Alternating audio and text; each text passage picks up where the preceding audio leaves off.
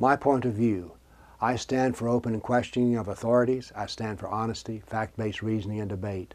I oppose all censorship, including hate speech laws, name-calling, and insults. I want to talk to you about what I admire about Islam. Now, this may seem like a strange topic for me because I'm a notorious critic of Islam, but studying it, I understand its strengths, and I think we need to learn from those strengths. Don't denigrate your enemy if he's strong enough to oppose you. Let's start with family. Family is the basis of Islamic society, not the individual. This has an overwhelming advantage. Why? It provides for a next generation, whereas individuals don't necessarily provide that.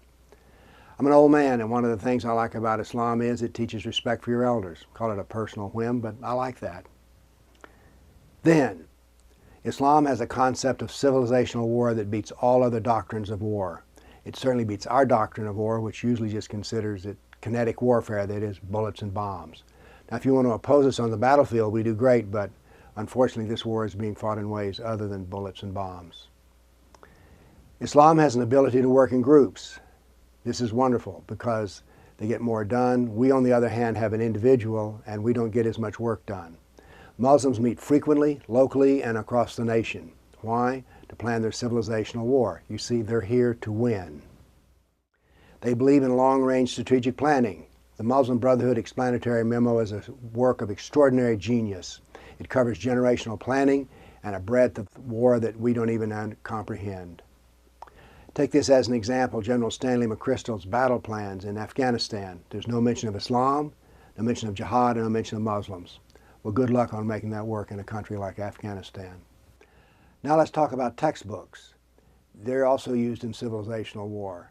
In the 7th grade in Tennessee, you will learn that Islam was the golden age, was the high point of civilization, that women were given their rights first by Islam, the first constitution came from Islam, and that Islam cares for the Jew and the Christian and takes care of them. These things are only at best half true, but little Tennesseans will grow up believing this. Then we have Sharia finance, a brilliant plan where money is taken from our civilization and put into the civilizational war to tear us down. If you're an individual and want to do what I do, good luck on getting any money. But if you're a Muslim and want to do what I do, money will be there. If I were a Muslim and decided to run for the Congress of the United States, I would have all the money I needed. I sat in a mosque in Southern California and watched as $20,000 was raised from about 50 people.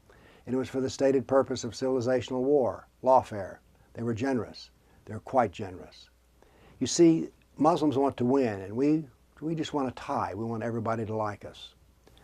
Go to a bridge building event inside the religious community and you'll discover that the rabbis and the Christian clergy, they're there just to be nice and pleasant, whereas the imam is there to score points. He knows Christianity and he knows Judaism, and he uses that knowledge well.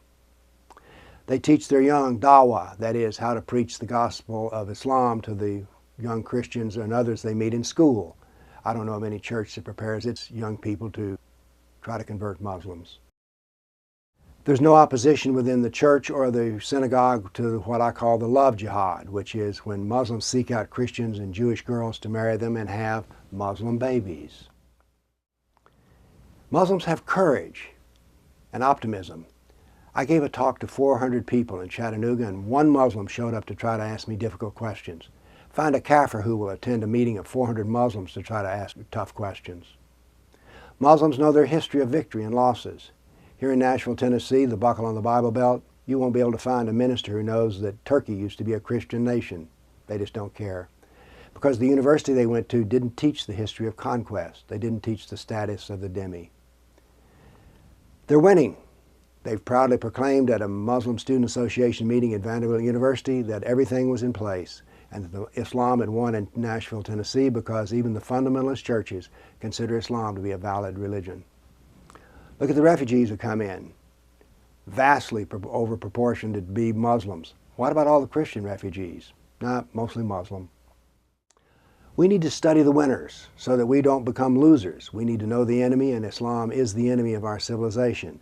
It has some good things, and we need to learn them so that we can be winners too. Thank you.